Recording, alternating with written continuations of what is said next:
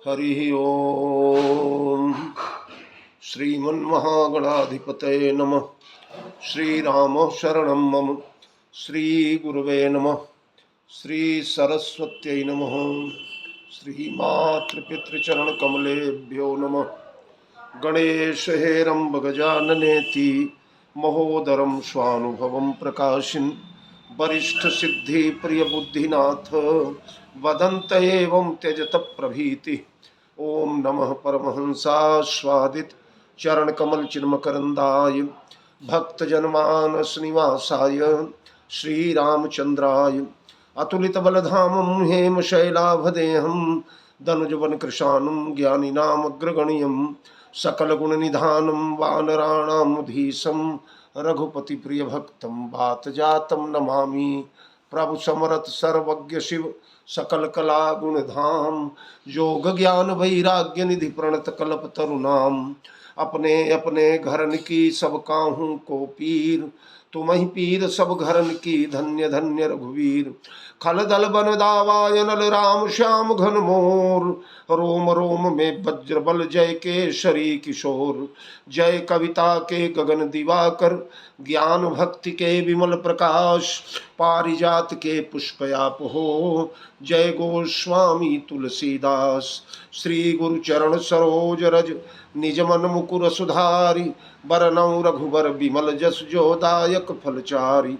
वीणाधरे विपुल मंगल दानशीले भक्त्यार्तिनाशिनि शिव विरंचि हरीश बंदे। कीर्तिम प्रदेखिल मनोरथ दे महारहे विद्या प्रदायिनी सरस्वती नौमि नित्यम। सियावर रामचंद्र की जय पवन सुत हनुमान की जय गोस्वामी तुलसीदास जी की जय। श्री राम कथा महोत्सव की जय। श्री रामचरितमानस भगवान की जय। मेरे परमाराध्य अकारण करुणा वरुणालय जगत नियंता जगदाधार सर्वतंत्र स्वतंत्र परात्पर परब्रह्म मर्यादा पुरुषोत्तम भगवान श्री राघवेंद्र सरकार माँ मैथिली प्रभु चरित्र सुनिबे को रसिया पौरुष पराक्रम के पावन प्रयागराज अंजनानंद वर्धन श्री हनुमंतलाल जी महाराज भगवत चरणामृत चंचरीक श्रोता बंधुओं जय जानकी जीवन। आप लोगों के समक्ष बड़ी सुंदर चर्चा चल रही है। सुंदर कांड की सुंदर चर्चा चल रही है। सुंदर सुंदर कांड सुहावन और युद्ध कांड मह मारे रावण। ये सुंदर कांड बड़ा सुंदर है। इसकी सुंदरता में तो जहां जाई मन तहीं लो भाई। हर एक एक चौपाई जो है हीरे मोती जैसी है। सज्जनों हम लोगों की चर्चा चल रही थी। किशोरी जी भगवान का कुशल पूछ रही है। अब कहु कुशल जाऊं बलिहारी अरे अनुज सहित सुख भवन खरारी। कोमल चित कृपालु रघुराई कपि के हेतु धरी निठुराई। सहज बानी सेवक सुखदायक अरे कबहू कसुरति करत रघुनायक।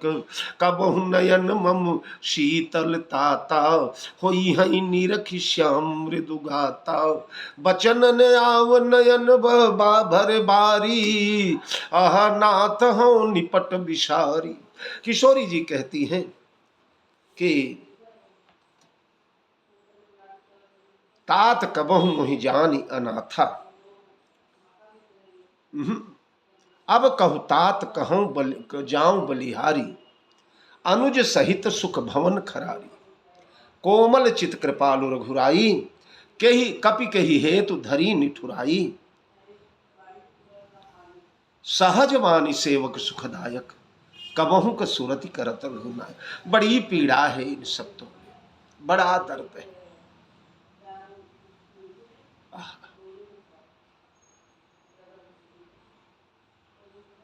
कोमल चित कृपालु रघुराई। कोमल चित है, कृपालु है। सहज ही बेग पाई ही पीर पराई। पराई पीड़ा देख करके तड़प उठते हैं, विकल हो जाते हैं। पराई पीड़ा देख करके भला, और मैं तो उनकी अपनी हूं। हम दोनों दो शरीर एक प्राण है। तो अपनी प्राण प्रिया पर इतने निष्ठुर क्यों हो गए? हाँ? कपि के ही हेतु धरी निठुराई। हे वानर, हे हनुमान जी, के ही हेतु धरी निठुराई। उनके निष्ठुरता का हेतु मेरे समझ में नहीं आया। कल मैं चर्चा कर रहा था, यहीं पर विश्राम दिया था। निष्ठुरता के जो हेतु हैं, उन हेतुओं का स्मरण आने लगता है। देखिए, पतिव्रता की जहां चर्चा आती है, वाल्मीकि रामायण में अनुसुईया जी ने जहां पतिव्रता की चर्चा किया है सीता जी से, अरण्य कांड में, ओ किष्किंधा कांड में, वाल्मीकि में तो किष्किंधा कांड में ही, अयोध्या कांड में ही सीता और अनुसुईया मिलन हो गया है। तो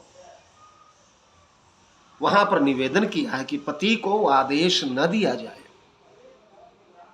नियम तो ऐसा है कि पति से याचना भी इशारों में किया जाए। पतिदेव समझ जाएं कि इन्हें कुछ अपेक्षित है, और सुख और दुख जो कुछ कहें। सीता और भरत में यही तो टक्कर होती है। भरत भी बिना राम के नहीं रह सकते। भरत के भी प्राण प्रियतम भगवान श्री राम है। यूं कहा जाए कि भरत ही जान राम परिछाही, या राम प्रेम मूर्ति तनु आही। भगवान के प्रत्यक्ष प्रेम ने ही एक राजकुमार की मूर्ति धारण किया, स्वरूप धारण किया, जिनका नाम भरत रखा गया। वो भरत बिना भगवान श्री राम के एक क्षण नहीं रह सकते। लेकिन जब भगवान की इच्छा जान गए, भगवान की इच्छा उन्हें पता चल गई कि ठाकुर जी की इच्छा है कि मैं अयोध्या में रह करके उनके वियोग के अग्नि में 14 वर्ष निरंतर तपता रहूं, और स्वर्ण जैसे जैसे सोने को कसे कनक मन पारिख पाए, पुरुष पर की है इस समय सुहाए। तो जैसे स्वर्ण को अग्नि में जलाया जाता है, इस भरत रूपी स्वर्ण को भगवान अग्नि में डालकर 14 वर्ष के विरहानल में विदग्ध करके रखना चाहते हैं। तो अगर ठाकुर जी की इच्छा है तो वो कह दे, तब तो हम नरक की भट्ठी में भी रह लेंगे। भक्त लोग भगवान से यही कहते हैं। परमात्मा कहते हैं कि कहां कहां रह लोगे? भक्तों ने कहा जहां कहो वहां रह लेंगे। वैकुंठ, अरे वो तो हमारा प्राण ही है। स्वर्ग, वहां भी रह लेंगे। नरक, भक्त ने कहा वहां भी रह लेंगे प्रभु, पर मेरी भी एक छोटी सी मांग है। क्या? बोले तुम्हें रहना पड़ेगा। अगर आप साथ में हैं तो नरक में भी जलने को मैं तैयार हूं। तो अयोध्या तो एक प्रकार से भगवान के वियोग में महान नरक ही हो चुकी है। घोर जंतु सम पुर नर नारी, डरपहि एक निहारी। घर मसान जनु परिजन भूता, हित मित मन कुटुम मनहु जमदूता। बागन बिटप बेल कुमिलाही, सरित सरोवर देख न जाही। नरक ही तो है। हर घर में चूहे बिल्ली दौड़ रहे, सर्पों ने बिलों में निवास बना लिए। किसी घर में झाड़ू नहीं लग रहा है, कोई स्नान नहीं करता, कोई संध्या वंदन नहीं करता, सबके मलिन वस्त्र हैं। इसीलिए तो गोस्वामी जी ने प्रेत निवास भवम भवन भयंकर लाग यति मानहु प्रेत निवास। तो ये प्रेत लोग, ये मुर्दे लोग, ये श्मशान वाले ही तो नरक में जाया करते हैं, भरा करते हैं। पर भरत के साथ तो कठोरता ये हुई है कि उस नरक में तुम्हें रहना है, मैं नहीं रहूंगा। और जब भगवान की इच्छा जान गए तो सो सेवक लखी लाज लजाई। स्वामी से अपने मतलब, अपने स्वार्थ की बात करे, ऐसे सेवक को देख करके लज्जा भी लज्जित हो जाती है। तो भरत लाल ने उस सेवक धर्म का पालन किया और अपने आप को उसे अयोध्या में रहने के लिए तैयार कर लिया। भरत लाल सहर्ष भगवान की आज्ञा को शिरोधार्य कर लिए। पर सीता जी से भी तो भगवान ने यही आज्ञा दिया है। रहु भवन कुल कुशल विचारी, अरे चंद्र बदनी दुख कानन भारी। भवन में रहो, सुमुखी मातु हित राखऊं तोई। भरत शत्रुघ्न विदेश है, पिताजी मूर्छाय अवस्था में, माताएं करुण क्रंदन कर रही हैं, अयोध्या अनाथ होने जा रही है, सारा यजद अवध 12 बाट मटने जा रहा है। ऐसी दुरावस्था में तुम्हें लेकर के चला जाऊं तो होई सबहि विधि अवधि अनाथा। ए प्रिय, आप अयोध्या रुको, हमारे माता पिता की सेवा करो। पर मैंने नहीं माना, भरत हम पर भारी पड़ गए। कहीं हमारे उस अपराध को भगवान ने दिल में तो नहीं ले लिया। कपि कही है तो धरी निठुराई, उस कारण तो निष्ठुर नहीं हो गए स्वामी। फिर गंगा के किनारे आए, गंगा के किनारे आकर के निषाद राज के घाट पर महाराज सुमंत्र नाना प्रकार के विलाप करने लगे। जौपे भवन, अगर सीता भवन में लौट आती हैं तो मोकह होई बहुत अवलंबा। जौपे भवन आव फिर सिया, सोई रघुबर ही तुम ही करनिया। किसी प्रकार सीता को जब सी कानन देख डेराई, कहे मोरी सुधि अवसर पाई। फेर ही प्रभु मिथिलेश किशोरी। वहां पर निषाद महाराज सुमंत्र ने सीता जी से आग्रह किया, राजकुमारी जी, हे बहुरानी, आप अयोध्या चले चले। आप अयोध्या चली चलेंगी तो आपके ससुर के प्राण बच जाएंगे।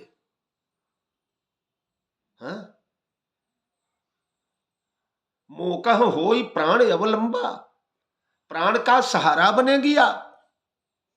और नाही तो मोर मरण परिणामा, कछु न बसाई भय विधिबामा। वरना मुझे मरना ही मरना पड़ेगा, मेरी मृत्यु के अलावा कोई विकल्प नहीं है। अगर सीता नहीं लौटी तो दशरथ जीवित नहीं बचेगा, मेरे प्राण चले जाएंगे। हाँ, इसलिए सीता को लौटाया जाए। और सीता को लौटाने के लिए मंत्री प्रवर सुमंत्र ने भरसक प्रयास किया, भगवान श्री राम ने भी आग्रह किया। पर वहां तो सीता जी ने बड़ी बड़ी बातें किया, अपने मायके की बड़ी प्रशंसा, ससुराल की, ससुर ये चक्कवई कौशल राहू, वेद विदित जग विदित प्रभाऊ,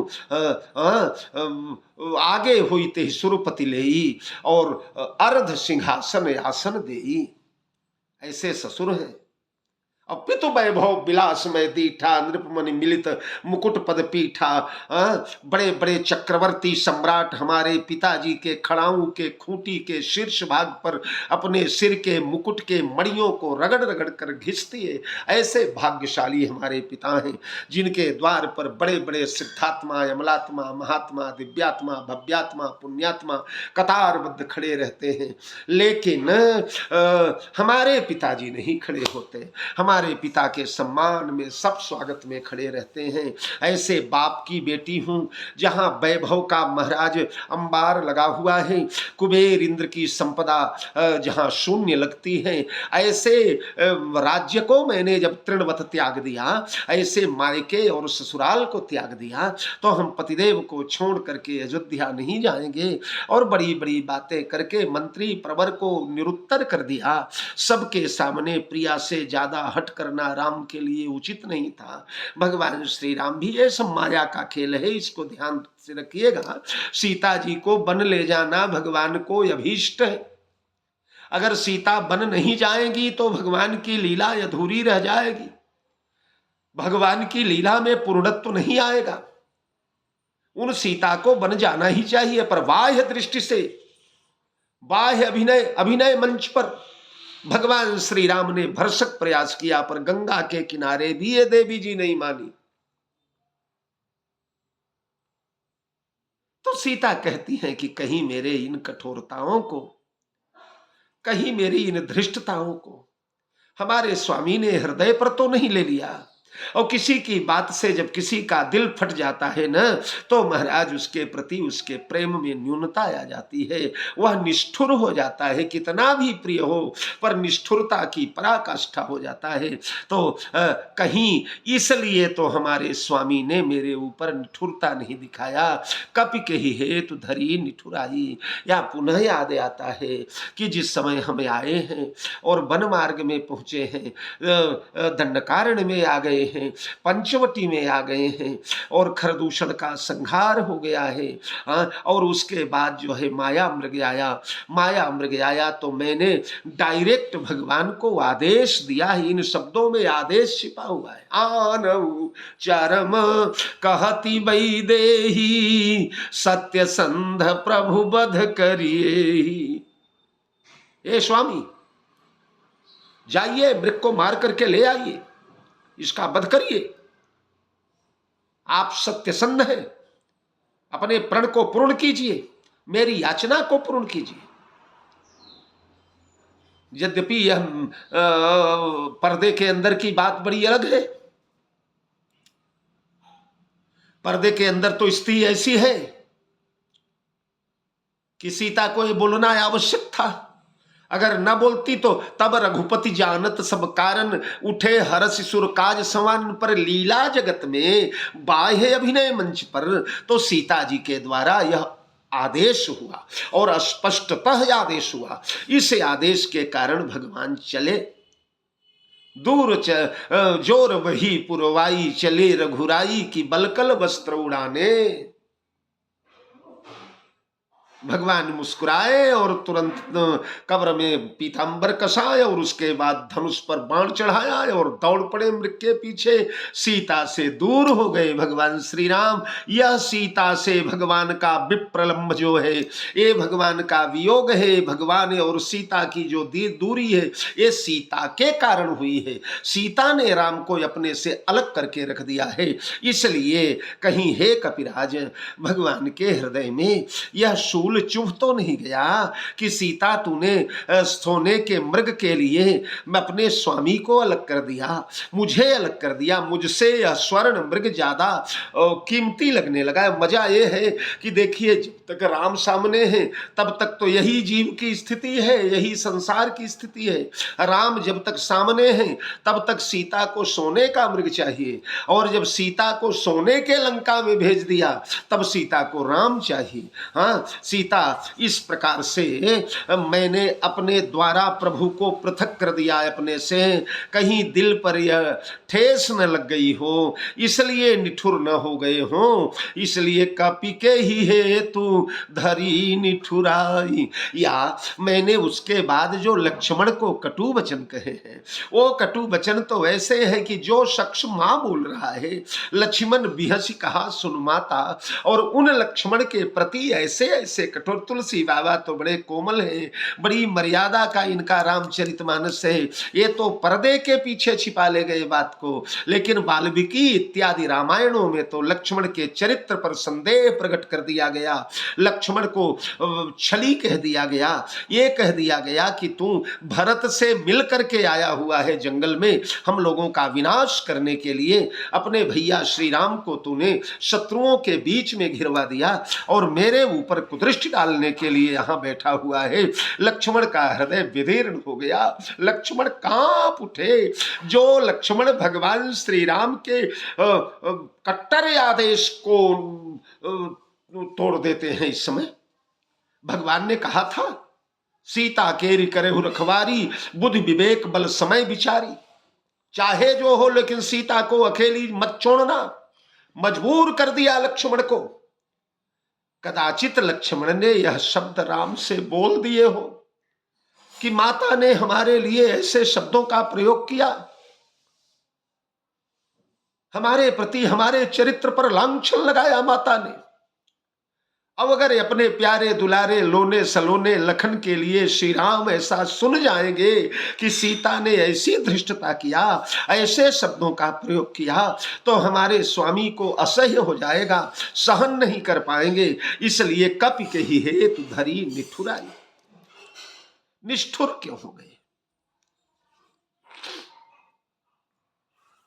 इशारा ये भी हो सकता है कि मैं माया की सीता हूं ना। असली सीता को तो उन्होंने अग्नि में प्रवेश करवा दिया है। वह अग्नि क्या है? आनन अनल यम्बु पति जी। हा, ध्यान दीजिएगा, भगवान का मुख ही अग्नि है।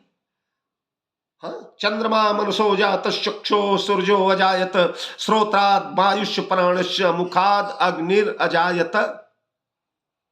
सीता जी प्रभु पद धरि ही अनल समानी।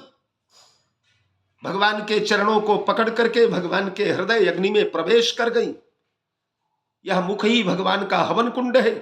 उसी कुंड के माध्यम से हृदय में चली गई सीता जी। तो कहीं ऐसा तो नहीं है कि असली प्रिया तो पास में ही है। भगवान कहते हैं ना कि मम मन सीता आश्रम नाहि। हे लक्ष्मण, मेरे मन में ऐसा लग रहा है कि सीता आश्रम में नहीं है। मानस के मनीषी लोग इसका यह भी अर्थ करते हैं कि भगवान प्रकारांतर से लक्ष्मण को यह बता दे रहे हैं कि मम मन सीता, सीता तो मेरे मन में आ गई है, आश्रम नहीं, आश्रम में नहीं है। आश्रम में जो है वो सीता का प्रतिबिंब है, सीता का स्टेचू है। इस प्रकार भगवान श्री राम सीता जी को हृदय में बसा लेते हैं। तो ये माया सीता कहती है कि कहीं मुझे माया का समझ करके भगवान निष्ठुर तो नहीं हो गए, इसलिए कपि के ही है तू धरी निठुराई सहज बानी सेवक सुखदायक। ये उनकी सहज बानी है कि अपने सेवक लोगों को सुख प्रदान किया करते हैं। सेवक सुखदाता, सेवकों को सुख देते हैं, और मैं उनकी सेवकिनी हूं। यद्यपि गृह सेवक सेवकिनी, अरे तदपि विपुल सेवा विधि गुनी। निज कर गृह परिचर्या करई रामचंद्र आयसु अनुसरई। निज कर गृह परिचर्या करई, अरे रामचंद्र आयसु अनुसरई। सम महि तरु तृण तरु पल्लव दासी, पाय पलोटी निसी दिन दासी। मैं उनकी दासी हूं, मैं उनकी सेवकनी हूं, चरणोपासिका हूं, मैं उनकी भक्ता हूं। उनकी तो सहज वाणी है कि सेवक लोगों पर कृपा किया करते हैं, और मैं तो उन सेवकों में भी प्रधान हूं। मैंने तो अपना सर्वस्व समर्पण कर दिया है उन चरणों के लिए। उन चरणों के लिए सासु त्यागा, ससुर त्यागा, राजप्रासाद त्यागा, मायका त्यागा, ससुराल त्यागा, वहाँ भाई बंधु त्यागा, नौकर चाकर त्यागा, दास दासी त्यागा, और सब त्याग करके कंटका किरण मार्ग में उनके चरणों के पीछे पीछे परिछाई बन करके चली आई। उसे दासी अगर नहीं मानेंगे तो किसे मानेंगे? और उस दासी पर इतने निष्ठुर कैसे हो गए स्वामी? कपि के ही है तू धरी निठुराई सहज बानी सेवक सुखदायक। ये सहज बानी है, सहज स्वभाव है श्री रघुवीर की यशमानी। हमारे राघव सरकार की यह सहज वाणी है कि जो एक बार कह देता है कि प्रभु मैं तुम्हारा हूं, शक्रदेव प्रपन्नाय तवास्मीति च याचते अभयम सर्वभूतेभ्यो ददाम्ये तद व्रतम मम। एक बार दोनों भुजा उठाकर कह देता है प्रभु मैं तुम्हारा हूं, मैं तेरा हूं ठाकुर, तो उसके बाद अभयम सर्वभूतेभ्यो, समस्त भूतों से मैं उन्हें अभय कर देता हूं। यह मेरा व्रत है, ददाम्ये तद व्रतम मम। शक्रदेव प्रपन्ना, एक बार जो कहा, मैं तो 1000 बार कह चुकी हूं। मेरे तो वही सर्वस्व गति है, मेरे तो सब कुछ वही है। ऐसे रघुनायक कबहू को सुरति करत, कभी मेरी याद करते हैं क्या? सुरति माने याद होता है। सीता तो करी करी सुरति कृपा निधान की, ये तो सदा सर्वदा सुरति करती रहती हैं, क्योंकि इनके सुरति के केंद्र भगवान हैं। गोपी गीतम में गोपियां कहती है सूरत नाथ ते शुल्क दासिका वरद निघ्नतो नेह किम्बद। सूरत नाथ ते शुल्क दासिका, सूरत माने स्मृति, याद। तो हमारी सूरत के नाथ वो हैं, हमारी याद के नाथ वो हैं। जब कभी किसी भी तत्व की याद हम करते हैं तो उनकी ही याद करते हैं। क्षण क्षण में जितनी श्वास ली जाती है, हर श्वास में राम की याद आती है। पर वो कभी हमारी याद करते हैं क्या? हे वानर राज, कभी हमारा स्मरण करते हैं क्या? कबहु कपि राघव यामहि गो, कब मेरे नयन सफल होंगे? कबहु नयन मम शीतल ताता, हो यही निरखी श्याम मृदुगाता, श्याम मृदुगाता। कभी मेरे नयन ये सफल होंगे, कभी शीतल होंगे। ताता का मतलब तात माने प्रेम भरा संबोधन हनुमान के प्रति पुत्र का। और ताता यहाँ श्लेष है, ताता माने गर्म भी होता है। तो कबहु नयन मम शीतल ताता, ये मेरे नयन जो वियोग के ताप में विदग्ध होते हुए गर्म हो गए हैं, गर्म गर्म आंसू बहाते हैं, जल रहे हैं, ये क्या कभी शीतलता को प्राप्त होंगे? शीतलता का मतलब राम मेघ है, नील मेघ श्याम ललित ललाम राघवेंद्र। उन नील मेघ को देख करके ये जलते हुए नेत्र, ये हमारे तपते हुए नेत्र कभी क्या शीतलता को प्राप्त होंगे? भगवान श्री राम नील मेघ है, उनका दर्शन ही जल की वृष्टि है, और ये नयन ही चातक है। ये मेरे चातक के समान नयन जो निरंतर उन स्वाति मेघ का की प्रतीक्षा में पड़े हुए हैं, क्या कभी ये शीतल हो पाएंगे?